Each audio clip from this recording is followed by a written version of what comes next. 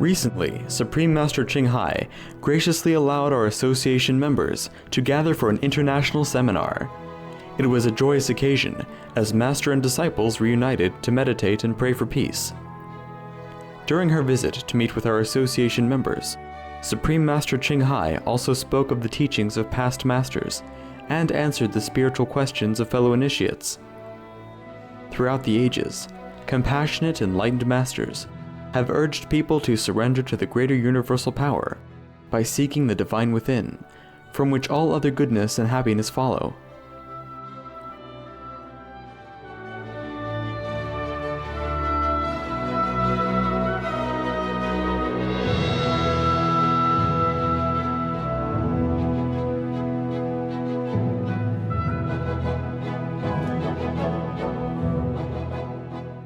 Everybody meditate well?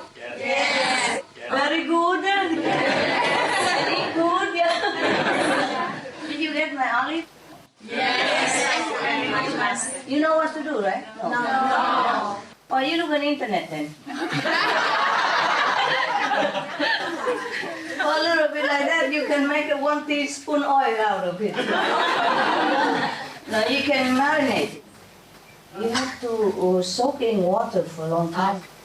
And every day change that water. And then boil it in salt water. And put it in a glass jar, not plastic. Glass the best. And then close it for 2-3 weeks and look in every day and say, come on.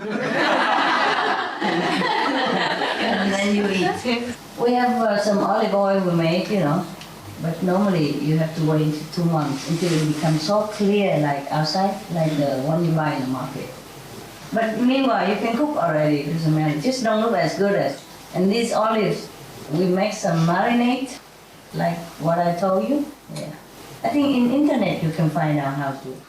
Soak the olive in the water for 10 to 12 days. You have work to do.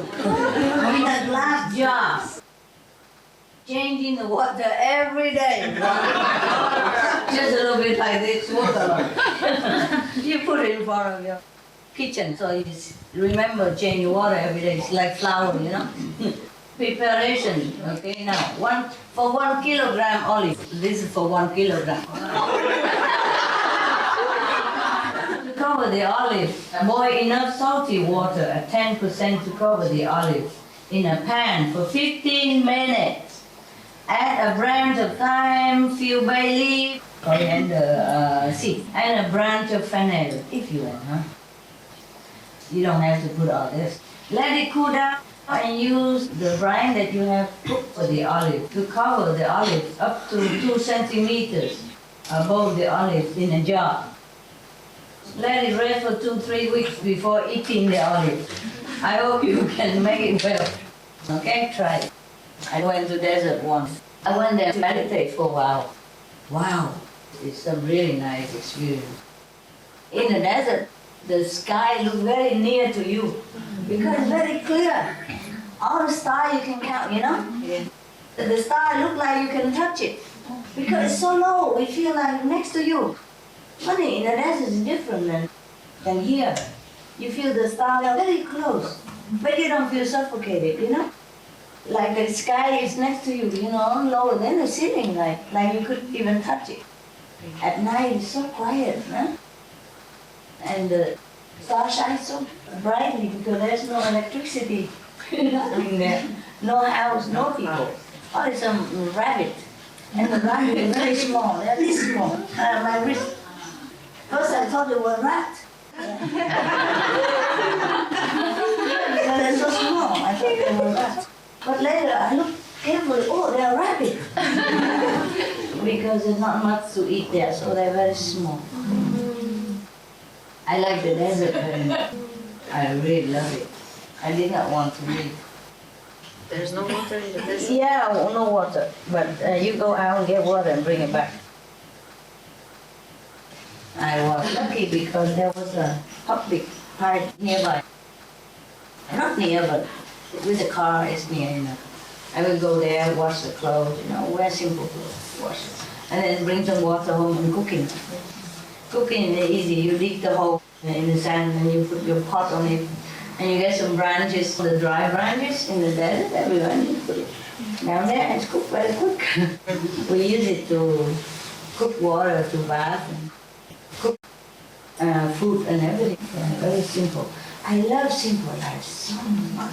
Oh, that's heaven. That's heaven, I like forest, I like desert, I like mountain, I like river. Yeah. So if we just have a desert with a mountain and the forest and the river running around, then I'd be happy. Yeah. Maybe we can find one like that, huh? A desert with a forest. And have a river running around. And have a mountain. So we can climb up and down. Yeah. I really love the people like that. You don't have to rely too much on man-made energy, Yes. Over there, we live simple. We rise with the sun and go sleep with the sun, And we take some branches. In the desert, there's no wood, actually, just branches. They're small like this, but they burn very, very good. Yeah. All you need is just a pot. You cook water, you cook soup, you cook everything in it. And you don't ever need electricity or anything. Yeah. You always have wood to burn. Just water is a problem. Yeah. Water is a problem. But in the desert, some of the desert, they have oasis, Yeah. with the water. And you're lucky to be near such a thing, huh? And then you can live forever. It's really nice to live simple. If you don't have responsibility, you can go like that, huh? But we are all very bound, very well already, yeah? All established already. If you don't have children or husband, then you have dogs and cats or birds, and they also keep you here. The best is to live in forest or mountain, or desert. Oh, I love it so much. I never feel as happy in the city as when I was in such a wilderness, desert or mountain or river. Riverside is next to the forest also. Oh, I love it. I would never, ever want to go out. If not, then heaven will make something so that I have to get out. You know already what to do with the olive, right? Yes. Otherwise, just try it. Very bitter, yeah, and it also stings like hot pepper, very, very bitter. So you have to, soak in the water, cover 10 to 12 days, and every day change water. Oh, every day change water. My God. When I buy those ready-made marinated, I never thought there's so much work that go into that little box like that. Yeah. Wow. Okay. You try, huh? Yes. Outside they sell similar thing like that, small like that. Yeah. They call it provincial olive. Yeah. It's very simple, truly from the countryside. It's no cultivating, nothing. This is completely organic, huh? Except for rainwater, nothing going there. We don't even water them. They grow so strong. Before, the people who live there, they trim them all the time to get more olive and stronger olive and all that. But they don't grow that much. Because my neighbor told me that he never saw so much olive like now, and we don't do anything to it. Before, they trim the grass, they cut the branches, everything, and not as much olive come out, and now so much. There's no accident in this world. Everything comes from inside. Even you misunderstand or you do anything wrong, it's all from inside of you. Yeah? No accident. Nothing like I don't understand, I misunderstand, I'm sorry, and no. It's all you made. Everything from inside. So whatever you do, people know what is your inside. So make sure you do things that show your positive side. Because people can see it. You know, maybe you can cheat some of the ignorant people, say, oh, misunderstanding, mistake, or accident, but you cannot cheat the people who knows it, you know, because I can see the quality of your work that translates it from your own character inside and quality inside. Mm-hmm. And there's no escape about it. So maybe in the past life, you have not done anything good. So this life you vow to come back and redress it. But then you do the same stuff again. And that's why people transmigrate all the time. To keep correcting what they have done wrong in the former lives. Before they come down, say, okay, this time I'm going to make it. And then they won't make it. I forgot, laziness and inertia, sometimes they want to do it, but their mind don't let them. Yes, that's why everything comes from inside. And it's all from inside. If inside good, outside will be good. You do things will be well and perfect. If inside no good, nothing you do will be good. So this lifetime, if somebody asks you to do something and you don't like to do it, so that means you should do it. And do it to the best of your ability, as if it's the last job you ever do before you die. As if you will never have a chance to serve again. That is the attitude of work. Okay? Do everything as if this is the last job you do. It's the only job that you do. And there's no other chance that you ever can do this job or any job again. That's it. Concentrate on that one. Then you do perfectly. Do it with the loving attitude, Truly must have love, otherwise everything don't come out well. Everything will be just ruined. Yes, truly like that. Truly. There's no laziness, yeah? There's no accident. There's no stupidity. There's no misunderstanding. There's no coincidence or accident. There's just you. Yeah? Everything comes from you. You are the one who make it or break it. That's all I see. I tell you the truth, yeah? The naked truth. Nothing but you. Truly like that.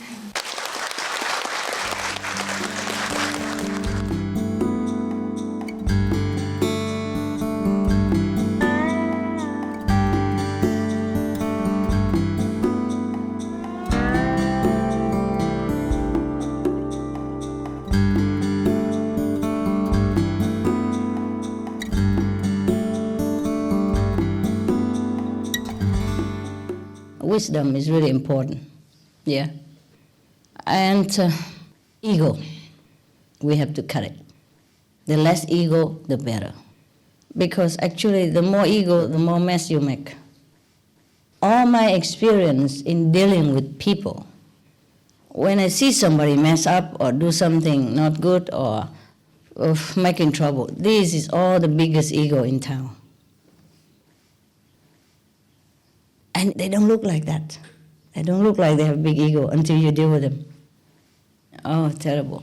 And it is a pity because we don't really need this ego.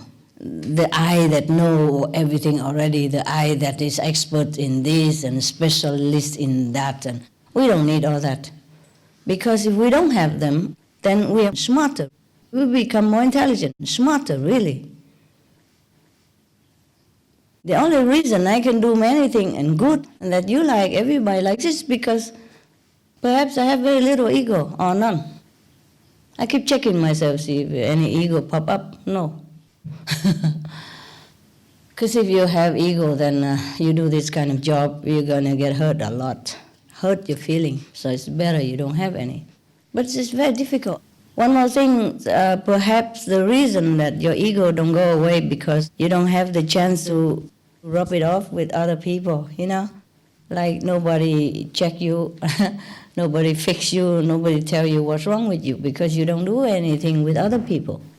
Or else you be in a very high position, you know, outside. In the society, you are boss or some director, manager, whatever. And you are the one who tell everybody what to do all the time. And nobody ever dare talk back at you. That's a problem. To trim the tree is not always good, but to trim ego is good. You know, we are not tree. Now, the tree. In my place, I have a lot of olives, yeah. And normally, the people who lived there before, they trim the olive, you know, so short. I don't know why. Like that, they say save water, maybe, huh? Or what? Anybody who knows about olives, tell me. Olive tree? No farmer here? Yes? Yeah, why do they trim the olive tree short? In the farm, not just for decoration. Why? Maybe to grow up better. They grow up better? Yes. Grow the better olive or better tree? The fruits. The fruit, huh? Ah, that's what I thought. On the contrary, I haven't lived there for a couple of years. We didn't even water them. We didn't trim them. I'm worried that the tree get hurt, you know. I really don't like to trim trees if I can help it. I let them grow. And this year, my neighbor told me he has never seen so much olives and so good in all the time he lived there. Long time already. He lived like more than 10 years, you know. And all the olives, he said, my God, so much, so much. We have problem harvesting. We don't have enough people, you know. And we have a machine and we make it ourselves.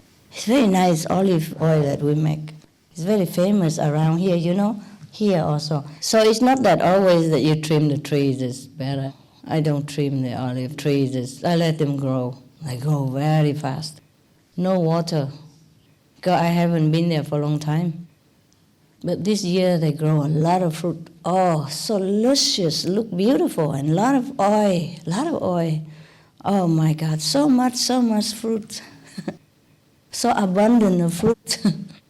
The olive tree must feel very happy, you know.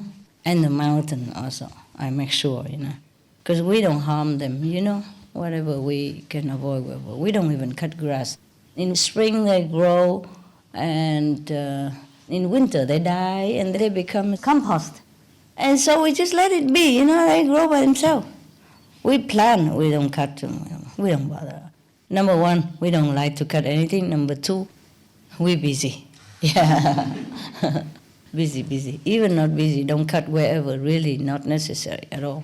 Many places where I live is like that, not just now, you know, long time or many years when I live in other countries, different countries. If in my house, I don't cut anything.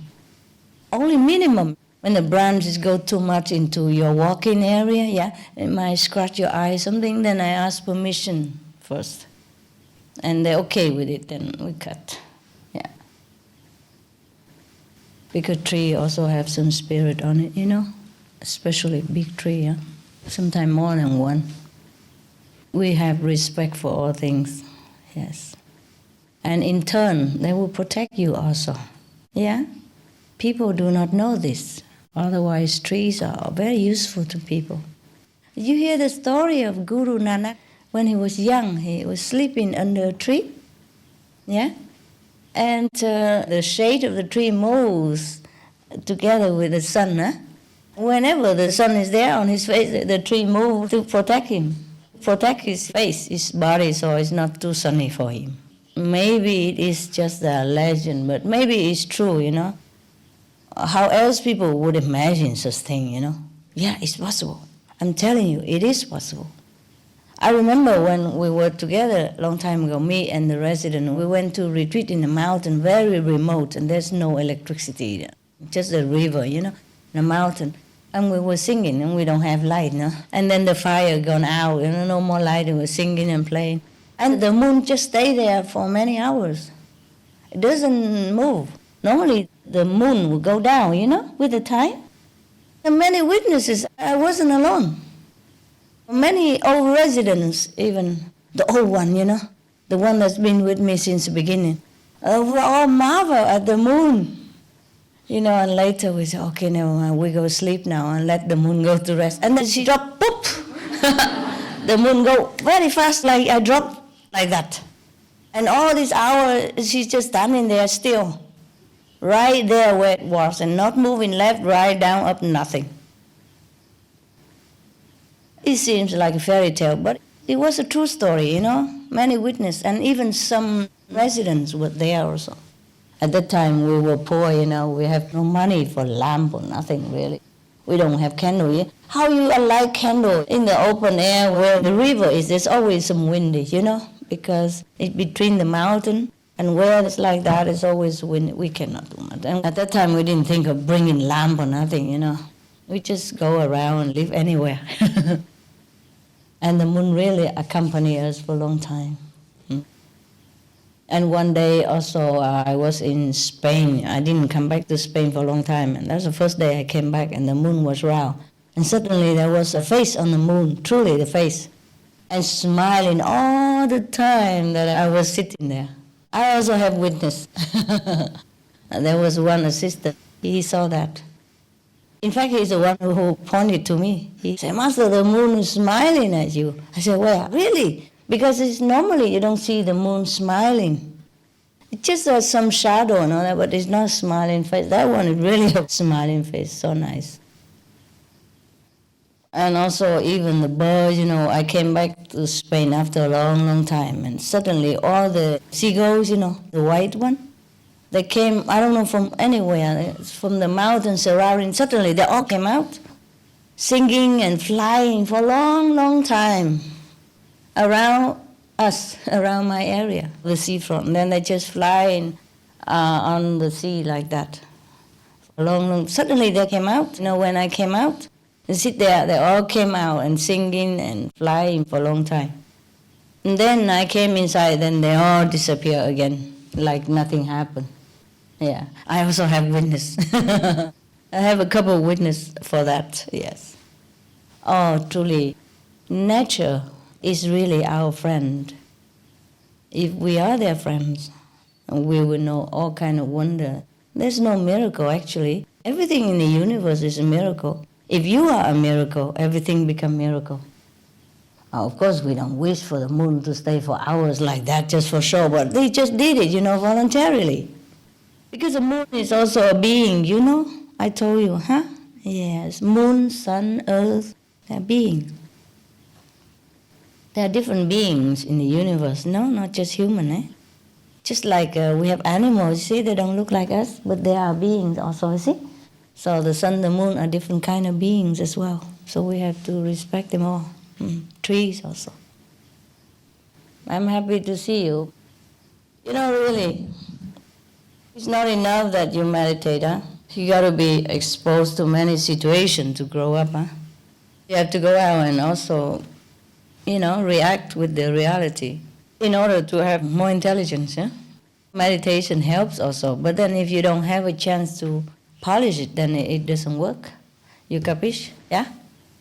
Now, if anybody at all hurt you, or scold you, or even wrongly accuse you, thank you for that person. That's good for your humility, actually. Even if it's not true, it's also good for you. At that time, you check yourself out, and then you know how much ego you have. You see what I mean? Yeah. If at that time you just think, I'm such a good person, and why does he say like this, and you're complaining all day, and then you begin to hate that person, then still no good. Anyway, if somebody correct you in any way, that's really good for you.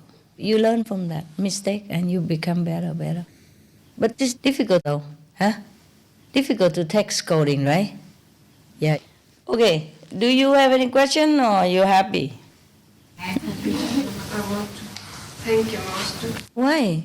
Welcome. Please tell me. You know, the love, you saved my life and my marriage, and I'm so happy. Oh, yeah? I'm thankful that I could come. But I have a question. Ever since I was a little child, I have a feeling of guilt for most everything. For guilt? Yes. Mm. And I'm not worthy to be in this world. My question is, will I ever be free from these negative feelings? Thank you, Master. Mm. You're welcome. How did I save your life? Begin with that. We begin with the positive things, make you happy first, okay? And then we deal with your problem. Yeah. Tell me. It is a bad karma, but tell me, how did I save your life? How you credit me with that? Because when I see you, I saw myself, my own thinking. I think like you. Yeah? That's how I saved your life? Yes, because I think that I have searched for my whole life. Wow. Okay. And save your marriage? How? Yes. How did I save your marriage? I'm not so good in English. German? No, I'm from Sweden, but Slowly. Talk slowly. we're not the same. My husband and I, we're not the same. Very different. Yes. Not Yes, the same difference. way. Yes. Yes. It's very difficult then, but now it's much better. Aha, understand. That's happened with many other couples. Yes. Once we are peaceful inside, outside also become peaceful. Usually, yeah. Even my children, my daughter and my son, Yeah, I hear it. positive for them too. More positive? Yes, Ah, you say wonderful. my daughter too. Wonderful. I like that. It's cute. Good, good. Okay, now, what is your question? Well, The guilt feeling, huh? yes. The guilty feeling, I think, sometimes from the past life. Okay? Past bad karma. So, you still don't feel any better after initiation? Yes. After meditation, I'm calm and happy, but in the physical life, I'm worried and I feel guilty and all. What did you do? Maybe when you were young something happened? Or somebody tell you something bad? My mother. Your mother told you that you're no good? Mm. Okay, I understand. That really is no good. Okay, now, before you meditate, or whenever you remember, you repeat that. I am a child of God. Okay? That's all you tell yourself, nothing else. Because if somebody you trust and look up to and keep telling you that you're no good, of course, when you are a child, you're more impressionable, and that's how you remember it. You see, sometimes parents don't realize that they have anger outside or with their marriage, and then they put it on the child, and they don't realize how bad and how long-lasting the influence will be. Not every child has the fortune to have encouraging parents. Yes, and your parents had problem with themselves, and they put it on you. Don't take it anymore, okay? It's very hard to tell that my mother was not welcome to the world. The mistake that I come here. Oh, of course. But many parents make mistakes like that. But that's not your fault, is it? Because I come to the world, I feel guilty. Well, no, probably she didn't mean that. She didn't mean that, okay? She didn't mean that. Sometimes people, if you have to come to the world, you come to the world. There's many people take pills, contraception, yes, to avoid children. And the babies still come out. And some people that calculate timing and all that, the babies still come out. All kind of prevention they took, still the baby come out. So that means you're supposed to come out, okay? Your mother still alive? Yes, she's. You tell her that? Too. But she don't tell you any such thing, did she? Yes, yes. She still does? In August in this year, it was very, very. Still tell you now? I feel it in August. You still feel it now? But it's positive now. Better now? Yes. Mhm. I said to her, no, it's not my guilt. It's yours. Yes. Maybe it's her guilt. Yes. Yes. I can't bear it anymore. Okay, okay. But she's sick. Understand. Probably it's her problem.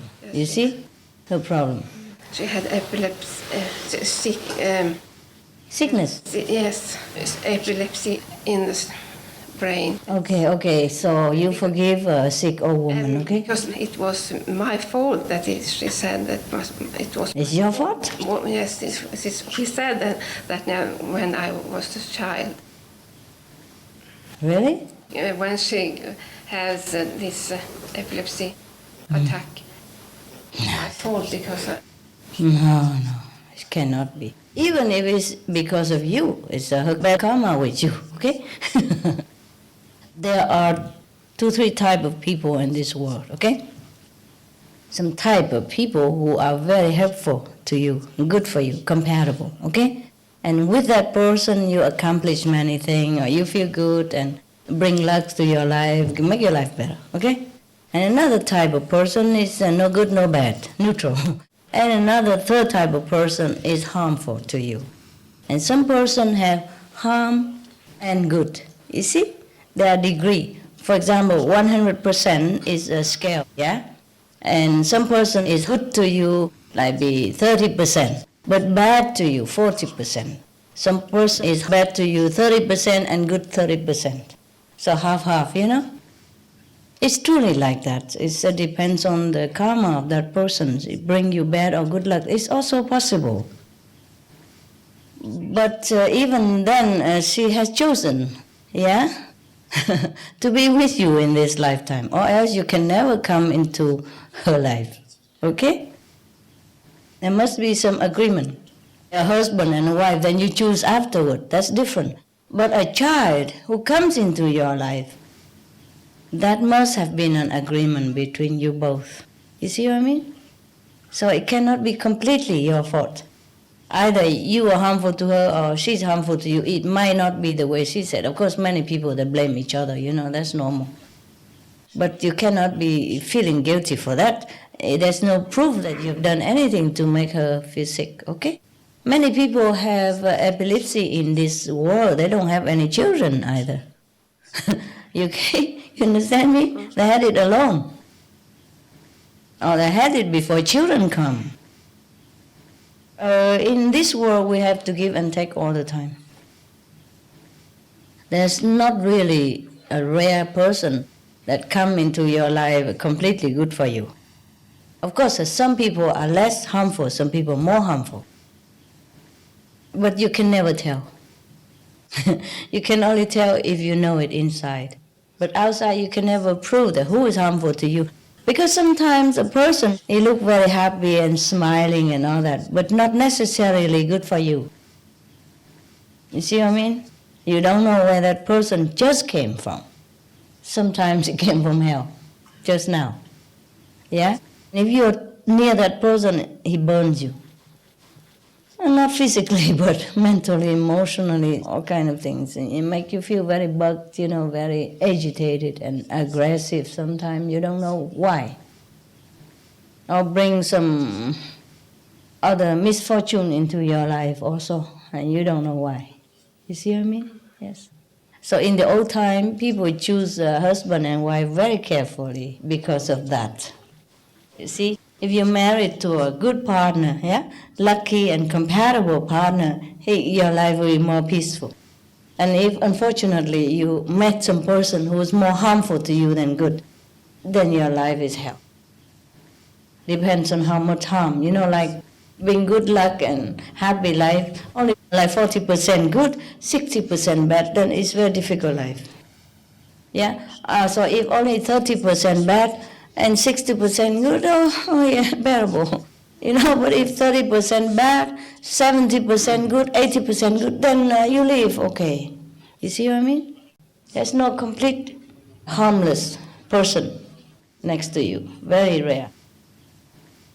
Only saintly people, true saints, are harmless. They only bring good to you.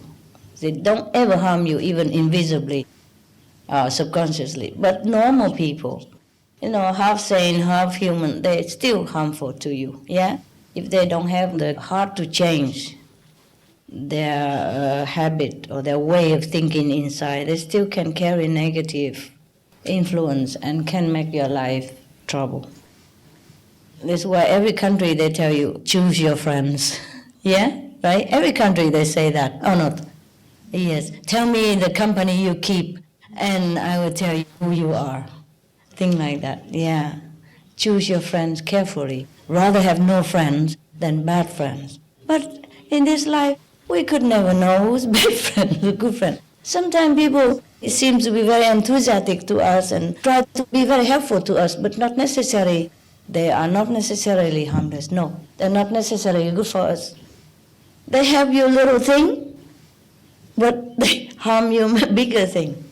Sometimes you don't even know it. And they don't even know it. You see what I mean? It's a bad karma I'm behind. That's why I tell you, in this world, most of us are made blind, deaf, and dumb. We don't really know the truth behind anything. Sometimes we blame the wrong person, Maybe it's not you who make her sick, but she's making you sick all your life now. Psychologically sick.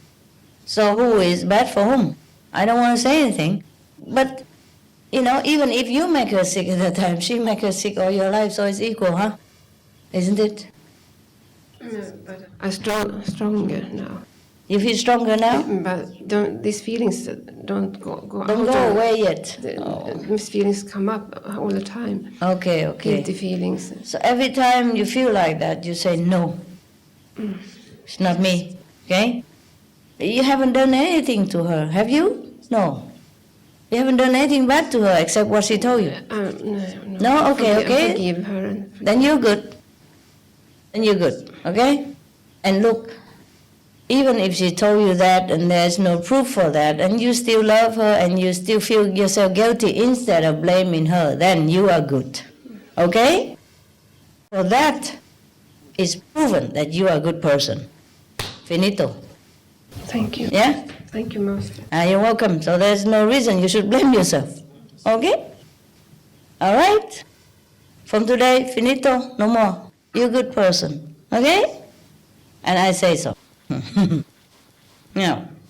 But I give you a cake, to prove it. A Chinese cake even. Here, and some chocolate even. Your brother, it's good for you. Look at that. Come here. You eat all this, okay? It's just for you. Thank you. Yeah, you're welcome. And you are very good, okay? Please, free yourself, okay? You're a very good person. Thank you. And I love you so much, and God loves you. I love you too so much. Don't worry about it. Okay? I love just listen and Don't listen to it.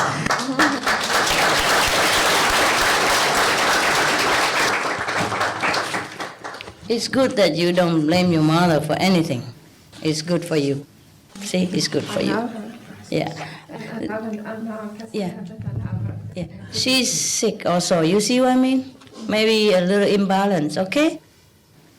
So on her birthday, you bring roses, chocolate, okay? I like that I can say that I love her now. I couldn't say it before. That's good, yes. Just show your love, that's it. Nothing else, all right? Yeah. Take care of her because she's sick a little bit, yeah? Maybe that's why. She does not understand. Yeah, that's why, okay? That's why. She's not well, so she says something like that. It's like a drunken person. When he says something, he doesn't mean it. He doesn't understand what he's saying, okay? Don't listen to that. Some of the tragic tolls of alcohol. 1.8 million alcohol-related deaths per year worldwide. Cost of alcohol-related illnesses, $186.4 billion in the United States, up to $210 to $665 billion globally. Disease. Higher amounts of alcohol increase the cancer risk. Even half a glass of wine daily increases the risk of mouth or throat cancer by 168%. Cancer of the liver, breast, colon, liver disease, cardiovascular disease, metal toxicity, brain damage, amnesia and dementia, brain shrinkage, organ failure, heart, liver, kidneys, stomach, pancreas, eyes, birth defects, mental retardation, fetal alcohol syndrome, stunted growth, facial deformity, sudden infant death syndrome, miscarriage. Alcohol-related violence, child abuse, 50% of cases, violence toward loved ones, 30% of cases, violent acts, 40 to 80% of cases, suicides, 20 to 50% of cases, plus more. Recently, I came back from Chechen Republic. Chechen Republic. I came over there in order to hand over your donation for the victims of the earthquake. During my meetings with Chechen people, they asked me to transmit you a lot of thanks for your love, your compassion, your mercifulness. I do it with my great pleasure. I know. Thank you, Master. Thank you to you that you Thank even you, go Master. there. Okay? Yes. And we can go there now because it's more free. Probably before we couldn't even do that, no? So the war is getting better in any case, yeah? More like family now. Before there many countries we could not go easily, right? And now many countries became free, yeah? Oh, that's it. Well. Yeah. Well, much better than before, huh?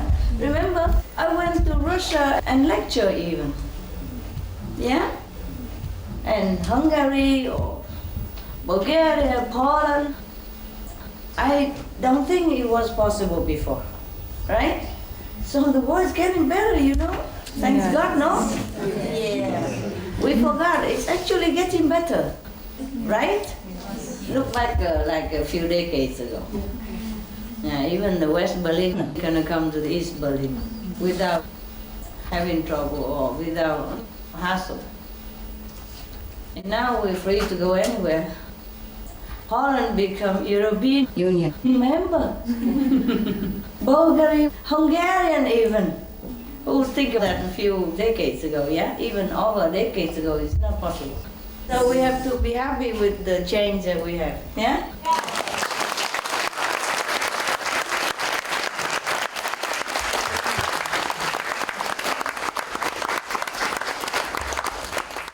Nobody is bad. Oh, okay, nobody is bad. Just ego is terrible, terrible. Oh, ego is terrible thing. So there's a problem with ego. Ego is worse, terrible. It is that if you listen to this ego too much, you forget yourself. You forget your great self, your intelligent self, your wise wisdom self. That is the only problem. And it's a pity if you keep listening to the ego like you know too much and all that. Then you don't know your real self. Yeah, it's not just about arguing and wasting time, wasting money. That's a problem. But this is not the main problem. The main problem is the ego separates us from our true self, from the one who truly knows everything. And if we just think we know everything about this world, then we don't know ourselves. That's the greatest problem with the ego. The ego is the greatest enemy. And sometimes the ego destroys a marriage, destroy a relationship, destroy friendship, destroy the love between mother and son and father and daughter even, because of the ego. Because the ego causes conflict all the time. Doesn't want to do anything that is pleasing to the mother or father or pleasing to the partner. Just want to do the thing that causes trouble, you see? And day after day like this, if a partner always causes trouble, then of course the relationship kaput. You cannot remember anything but bad things about each other. Bad souvenir, bad happening, bad event, bad result, anything never good. So of course the relationship cannot live this way. The marriage cannot continue. This is just physically speaking. Talk about the spiritual level. Of course you even far away from yourself. If you cling into your worldly know-how a little bit, even you don't even know enough and you think you know a lot, and you just cling to that and then you don't know yourself. See what I mean? It's very difficult for me to explain that. I don't know if I made myself clear. I just know it very clear. It's just the word language, very difficult. You understand what it is? Yeah? Whereas if you don't have this guy standing in front of you, yeah, then you look right through yourself, you know it. For example, okay, if you have something in front of you, like even just a thin curtain, you cannot see yourself through the mirror. But if that thin curtain fall out, then you can see yourself clearly. This is the ego problem. It just stands between people. It stands between your real self and anything else that comes near you. And then it makes everything damaged, ruined, or distorted, or it's not the real thing anymore. It's a very pity. And then I feel very sorry for them because this is not the thing we should keep. This is our enemy, you know? The little knowledge that we think we know, that is not our true knowledge. Even the knowledge of this world, you know, sometimes, like, there are many ways to do one thing. Many ways, yeah? There are quickest way, slow way, you know, waste more money, waste more time way, or a less money but more efficient way, you know. And they always choose the hard way. You know, the ego is really hard to get rid of. Very, very hard. And it's ruined many things in this world. It causes war, yeah. It causes death and enemies and hatred and ruin of nations even because of ego. The people who has no ego never want to war with anybody, truly, because they can see through the useless of things. So ego is the worst enemy of everybody in this world. Animals that don't have ego. Dogs don't have ego. I mean, of course, there are one or two who are bad because they breed them in a bad way. They're forced breeding and they sometimes inbreeding, you know what I mean? Like a brother and sister together and they force them to have relation with each other. It's not natural.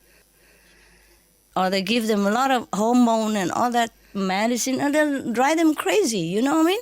So it's not the dog's fault. But with a true dog, for example, they don't have any ego. They are so pure. That's why they can love you every minute.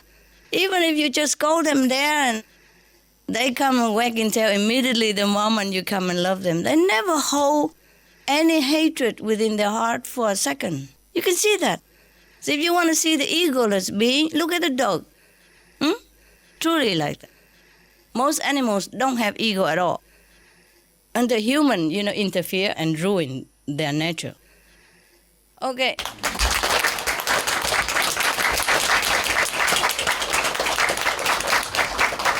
That's the problem, you know? We, human, not only ruin ourselves by our little so-called knowledge of the world, but we ruin also nature, and we ruin also animals. We force them into crazy, you know, behavior. Truly like that. I observe it all and I know it. It's the truth. I'm not just telling from books. It is like that. Yeah. Okay, I love you.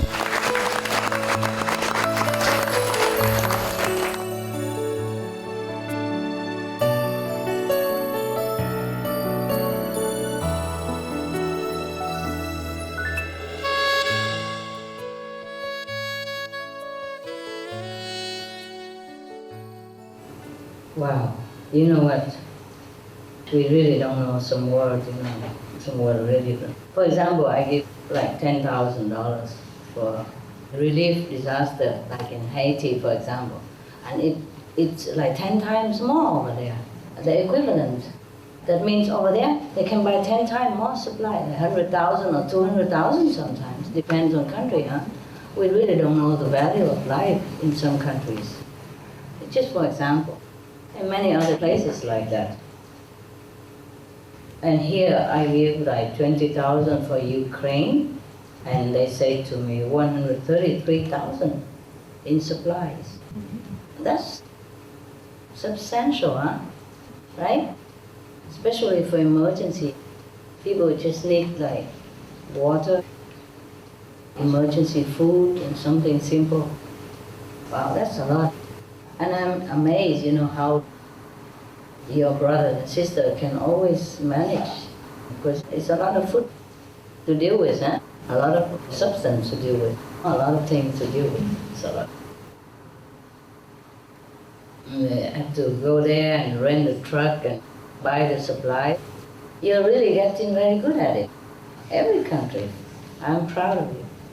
Not just you here, but especially other countries, they do it a lot. Taiwan, Singapore, Hong Kong, they do a lot. I wish we don't have to do it anymore, because I wish we don't have any disaster anymore. But as long as we have it, we just have to try. I wish I could give more, I'm reading some report. Oh my God, poor people. So much disaster nowadays. Is it much more frequently now, right? More and more, yeah. More frequent and more hard. More severe. Terrible. Poor people. Jeez. I don't like all this. It's very bad. Poor people. I wish I could give them more than that. But this is just for temporary, for emergency, and then they survive until bigger help comes, from your country. My God, now the continued decline of bee has affected the food now. This is nothing new, but they keep reporting it's getting worse all the time. Because if there's no bees, there's no pollination, and then some food, some fruits, and some vegetable depends on the pollination to bear fruits, yeah? And now a lot of bees have died. The whole colony sometimes collapse. They call it the collapsing of the colony. So now maybe we don't have food soon, not to talk about climate change or anything yet, yeah? We might have no food because of no pollination. So you guys maybe just start planting something at home, something that don't need the bees. Well, anything we can survive, but this is terrible. This is such a disaster, and they're not waking up. All the bees die because of the poisonous gas. They cannot bear it. We are big, so maybe we don't feel much effect. And the big animals, some don't feel the much effect. But some small insects and bees, they die because they cannot bear it. It's too much for them. And so many whales and dolphins, they wash up ashore and die. There's so many death zones in the ocean. The same with them, they cannot bear it, suffocating them, and so they have to swim out of it. You understand me? Swim out of the water. There's a full of poison in there, poisonous gas that has been released. So they cannot bear it, they cannot breathe, so they have to get out of it. Just like if the house is engulfed with gas, you cannot breathe, and you open the door, you come out, no? The same with them. For them, life is in the water, but if water is full of poison, of course they come out, But when they come out, they die too, because they have no water. They stay in the ocean, they die, they come out, they die. There's no choice for them. This is the worst of all cruelty, that the people don't take care of the environment and let all beings keep dying like this. Just to be vegetarian, how difficult can it be? Is it difficult? Even if it is, this is the only choice we have to survive. Now, why not? Even the dolphins have to swim out of the ocean because they think like that they can survive, even risking their lives. So why not we can just change to vegetarian diet? The strong chemical and pesticide they use for agriculture, which is not really necessary. If we do it the normal way, the natural way, we don't even need pesticide or insecticide at all. And they cannot bear all this, it's too much for them. Even humans, sometimes we eat the the food full of insecticide or pesticide, we also feel sick, no? Over the long period of time. But because we are big, so the sickness is not very grave, so we do not feel it right away. But over the time, it ruins our body function and damage the cells and all kind of things, make us sick. Sometimes we get sick right away, but most of the time, because we're big, so we can kind of ingest it and some other way to clean it out. But then after too long, we also cannot bear it. Mister, could you tell me how much of the ego comes from the opinions that I have stubbornly in my mind? The ego is ego, it has nothing to do with opinion.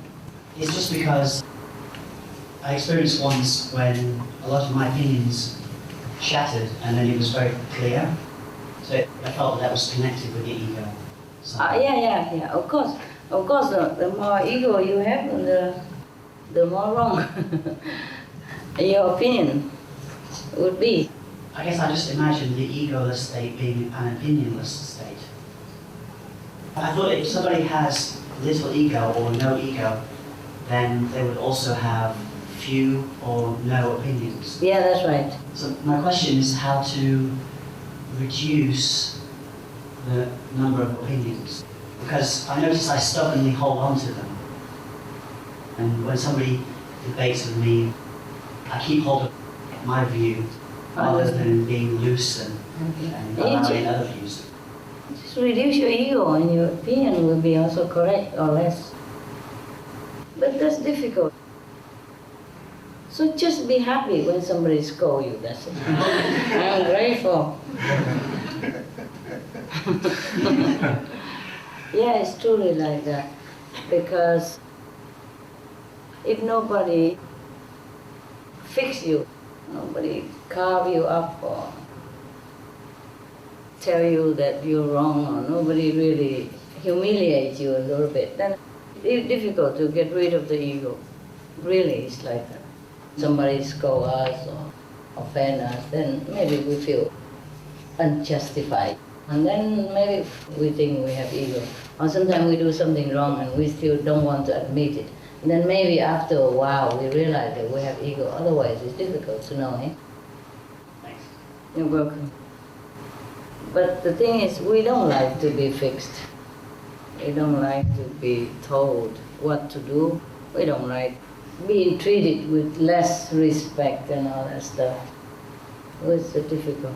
So sometimes if you're together in a group, and maybe you rub a little bit here and there, and that might help a little bit. Otherwise, well, it's difficult to say. If you live with somebody who's difficult and a little bit less compromising, then maybe you have a chance to chop some of your ego off. Otherwise, if you just go outside, work every day, and you do your job well, and everybody says, oh, how good, how nice, and you never go nowhere.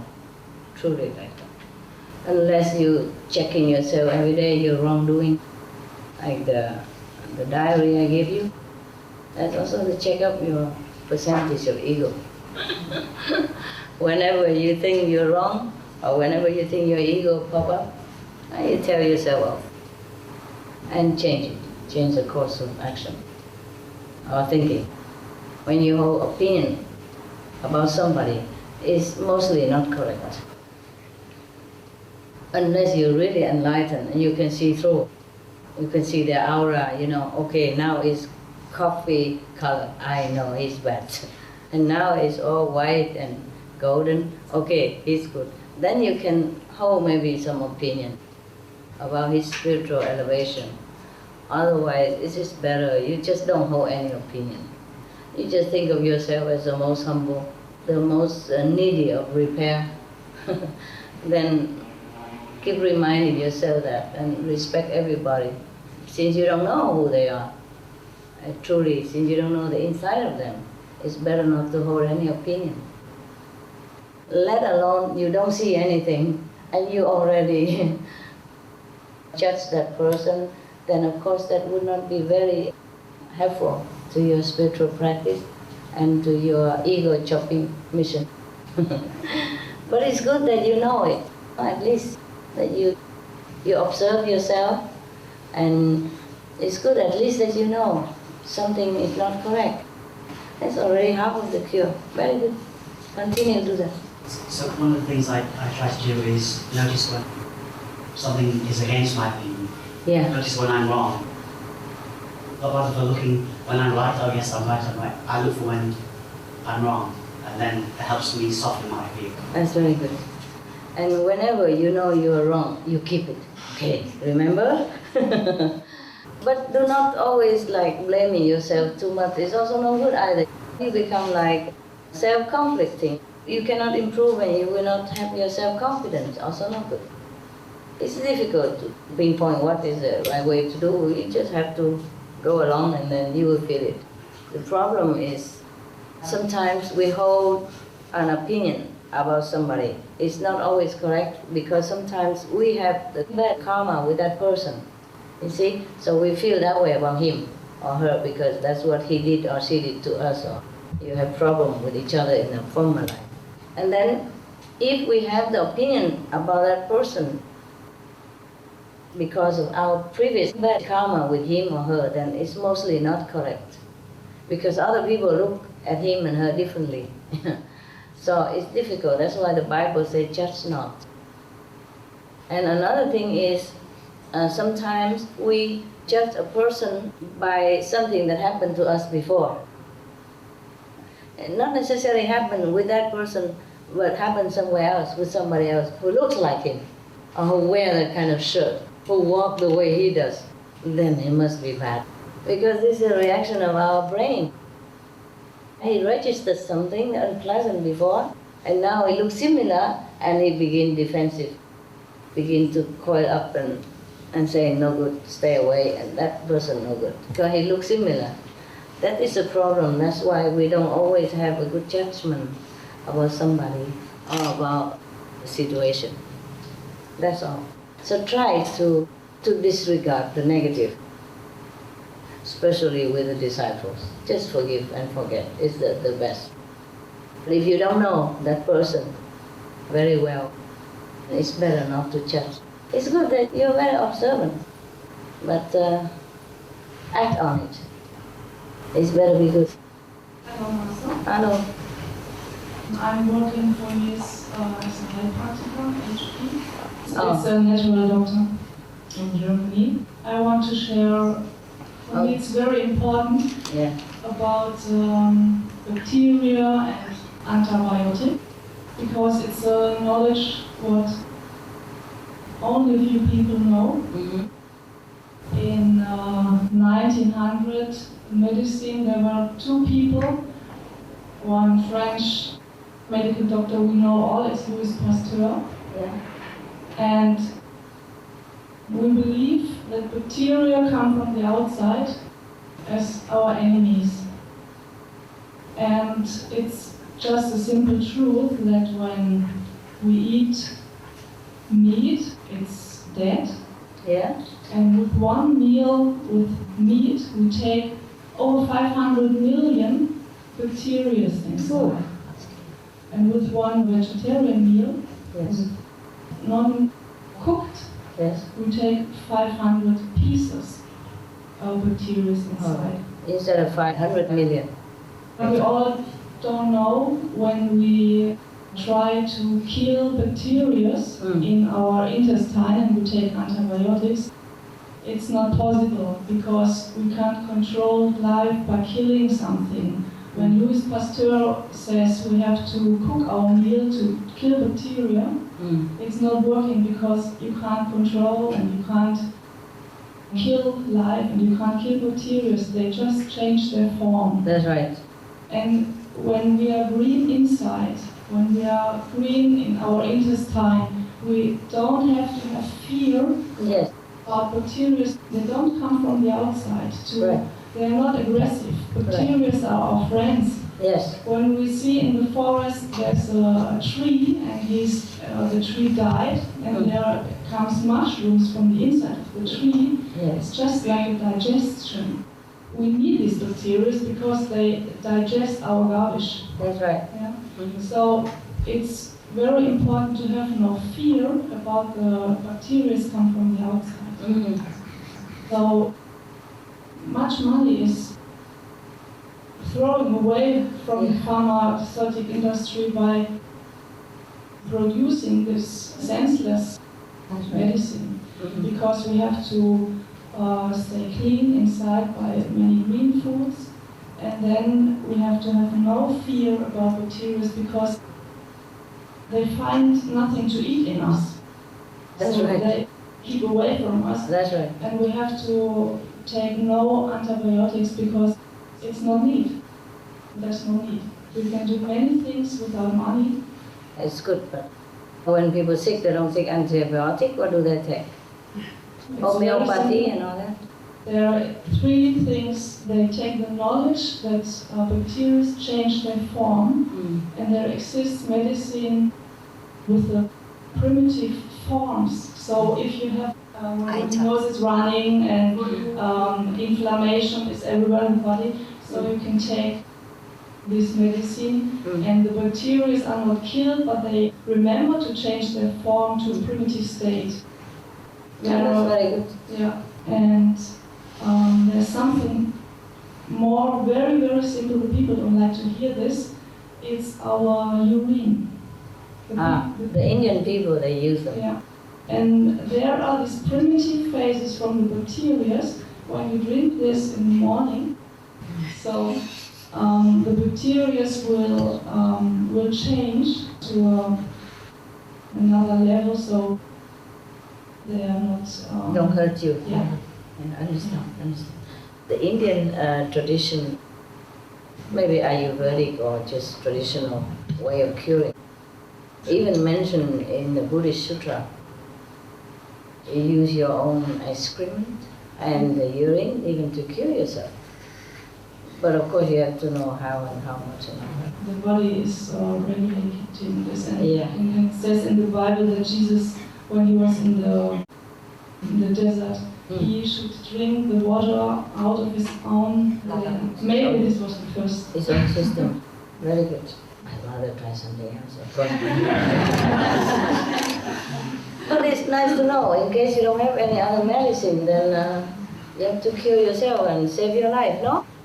It's good to know a lot of things, because right now the world is really in danger of shortage of many things. And the more things you know, maybe better in case emergency. I'd rather you don't have to use any of those, even, yeah, but in case you have to, why not? It's a recycling stuff, you know, what are you laughing at, huh? It should be good. The Indian, they use it all the time. Even Prime Minister Nehru, he admitted that he drinks a little bit of his urine every morning. It's just different. There was a report that one time all the doctors in England went on strike, remember? For a while, and at that time the checkup, the death rate is gone down. It's a true story. It could be elsewhere as well, but it just happened that it was in England. All right, thank you, sister. You were very good, informative. There's so many medicine that from the long tradition is surfacing now. Even all kind of alternative medicine. So maybe you have more choices. That's very good. Last time, I saw something which made me really happy, and that was this thing in Hollywood. The companies? Yes, it was just so good. All the figures were mentioned, because that's exactly what people need to know, these figures. Yeah. So many kilos of grain mix, because people just don't know. Yeah. And also the actress who was the MC, and she had this apple, and she said, that's nature's fast food. You pick it and you eat it. Yeah. How fast can it go? Yeah, she's very... And also that so many prominent people were there involved. Yeah. I somehow wished if something like that really would be like on the BBC or in some other, it would Yeah. the impact because of what. Well, they can. They're welcome to take our information and air it. Or our program are welcome to be downloaded and used in any way. There's no need our permission, nothing. You saw that line all the time. Because people keep asking us whether they can download this permission. So everybody will know it is all free of charge and they can download and use it in any way that is beneficial to people.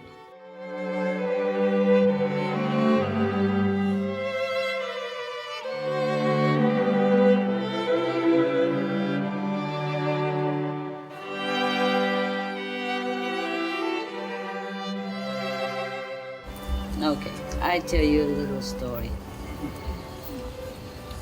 You remember Kabir? Yes. He has a house, maybe a little house, but he did have a house. One day, a very, very learned pundit come to the house of Kabir. Maybe a scholar, a great scholar. Yeah, a lot of knowledge, a lot of books in his house. Came to visit the house of the great saint. He brought a bullock cart full of books. Yeah, he's learned. We want to show it. Everywhere he goes, he takes books with him to show that he has a lot. Now you must remember, he has a reason to be proud. This is a story to tell people that we should not be too proud of our book knowledge. But you have to remember, in those days, if you possess a book, it is something already. Not like nowadays, so easy to print 1,000 books in a night or something. In the old time, they print books by tablet, stone, carve one word after another. And Hindi language is even more complicated. Very difficult to carve it on a stone tablet. Yes. And if somebody careless and drop it, that's it, the whole book's gone. Very difficult, and then they have to do it again. Take a long time. But it's already very good. At those times, they already can print books. Yeah, nowadays we put it in a machine, or internet, we download it, and it come out perfect color already. Wonderful. It's truly a miracle in our time too. The technique we have now is not too bad already, but not as good as I want. But it's better than before. Now this guy, he have a bullock cart. You know, in those days, that is a Mercedes-Benz. A cart with a bullock carrying it, and so of course he has a reason to be proud that he has a whole cart full of books as well. Not only he has a Mercedes-Benz of those times, or maybe Lexus, and he has a full cart of books in it as well. So of course he feel very prestigious. Now he went to the house of Saint Kabir, and you can imagine what attitude he had. So he wished to come there, not to visit or pay respect in his heart. Actually, what does he come there for? To show off. Show off. And what else? Challenge. Challenge him. Yeah, that's right. He came to argue with the saints. Since he had so many books, and the Saint Kabir, you know, he was very poor. Couple of weavers. I don't think his house has more than 3 books, if he has any at all. What has he need of book? Everything he knows from inside already.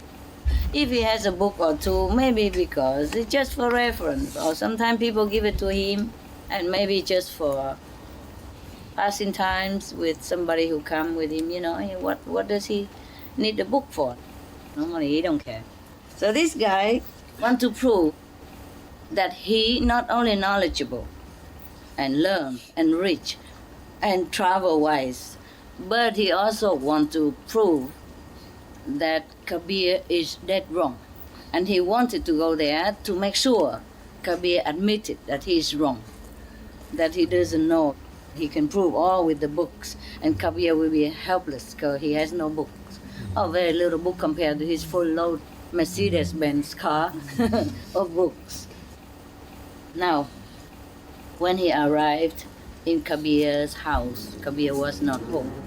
So Kabir's daughter, Kamali, went out and very politely, humbly greeted the learned scholar. And He was very disappointed not to find the father at home and just the daughter. He thinks the daughter doesn't know much. There's no need, cannot argue with the young daughter.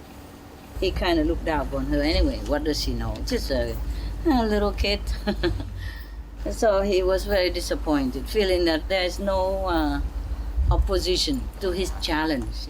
He feel like he's punching at the air. Feel like kind of disappointed. So he said, okay, he don't know what to say anymore. He came with full force of attacking. And he go there and just nothing to punch, because the little daughter was there. He doesn't know what to say, so he asked her, is this the house of Kabir? He knew already, just a talk, just like sometimes you see each other, you don't know what to say, you say, oh, this is the house of the master, yeah? You come here, yeah? You say, do you know this is master's house? And was the cabbage good? So the daughter smelled his arrogance and ego, even as young daughter. So she gave him a very unexpected answer to him. He wouldn't expect this kind of answer from just a daughter. She's not a master, just a daughter. So anyway, at that time Kabir is very famous already. Everybody revere him, many people, and probably has disciples far and wide. So this guy, of course, that's why he heard about his name. So he brought all the books here to want to defeat Kabir, want to prove him wrong so that all the disciples will leave Kabir. Because he wants to rescue the disciples from the guy named Kabir. I am sure he thinks Kabir knows nothing. He's just a weaver or cobbler, whatever he might be, just a very common person, earn a living very poorly, and just enough to live. So sometimes not even enough. Remember, he once wanted to sell his wife just for some chapatis flour. No, he knew what he was doing. It's just that he has a lot of guests in his house, and he wanted to feed them, and he didn't have money. And then the grocery man wanted his wife, just flirting with her. Say, okay, if you come spend with me one night, then you have whatever flour you want. So she was very angry. She came home and told her husband. And her husband said, never mind, come with me. And then he carried her, and then here's my wife. Give me the flour. So Kabir was very poor. So the Pandit means learned scholar. Normally they call this kind of like professor nowadays. He thought Kabir is nothing anyway, just a fake maybe, just talk, and people become deluded and believing in him and revered him for nothing. He, the scholar, full of books, must be a better person. How come people don't come and revere him as such and just all come to Kabir? Such a poor house, has no chapati flour in the house, and go there and revere him, come far and wide, and even some monks also come to his house. That's what he thought. That's why he came, to try to damage the reputation of Kabir.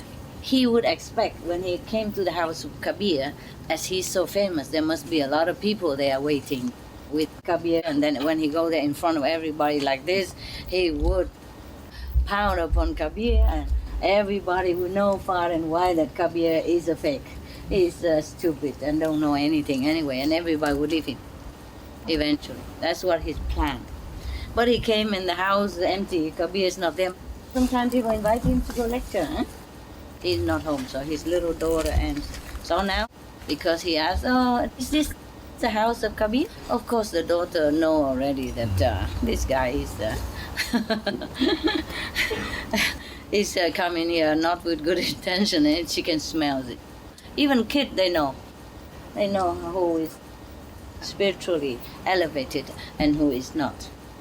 So the daughter said to him, no, learned professor, means knowledgeable Pandit, knowledgeable scholar. No.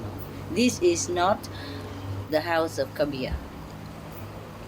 For his house is not known even by the gods, Brahma, Vishnu, or Shiva. You regard Kabir as being his body. She's continued to lecture the guy. But you are wrong. He is not that body. It would seem you have not understood Kabir at all. Wow. She continued. Wow, the Pandit was all wide eyes and shocked and surprised and feeling a little bit kind of intimidated, because he's talking about something he probably doesn't understand a thing yet. So she continued, patient, she said, the real form of the saints is not the body they inhabit in this world, but in the name or essence of the beloved God, from which they emanate. During their lifetime, they preach the name, mean the true name of God, the essence of God. The name means God. It don't mean just a name. And ultimately go back and merge into that very power. Wow, daughter. Neither is this body theirs, nor is this world their real home. So she means the same. It's not their body. They just inhabit it, just like I'm staying in this little hut there. This is not me. And then she say that the real house of Kabir, or of the saints, is heaven. They just inhabit in the body so that they can preach and spread the power of the name of God for everyone. And then they will go back to their real home. Because this world is not their home. The body is not their body. Yes, that's what she said. So, even with all his intellectual vanity and spiritual blindness, this guy, he suddenly caught the glimpse of the truth of the little daughter was. So he thanked her and quietly escaped, taking with him the bullock cart full of books. Later, when Kabir came back to the house and he heard the story from his daughter, he exclaimed, yes, Kabir's home is on a peak. The path to it is slippery and difficult. The Pandit wants to drive there with a bullock cart full of books, where even an ant finds no foothold. I mean, the road to heaven is so difficult. And even an ant cannot climb. It's very slippery and it's very high on the peak of the mountain. Even ant cannot crawl. How would he try to bring the whole bullock car of books to try to climb the mountain, so slippery and difficult like that? It's just a kind of parable. It means the road to heaven, you cannot take books with you. You cannot go buy books. It's difficult to understand unless you are enlightened. We understood this, right? Yes. Yeah. At least that guy, he quit, nah? Yeah. Oh, he just saw the daughter talking like that. Oh, forget about the father. If a daughter can talk like that and he stayed there longer, he would just be humiliated. So he escaped quick with the bullock cart. I don't know how quick it was. He would have been better with the Mercedes-Benz, but at that time, I think he didn't have. He would have liked to run as quick as possible. This is the trouble with many people, you know? They think they learn a lot of stuff, and then they know everything. But we know better, right? We know better. The knowledge, the true knowledge is not a book, right? We just read the little about, but it's not a book. Not a book that can teach us the truth.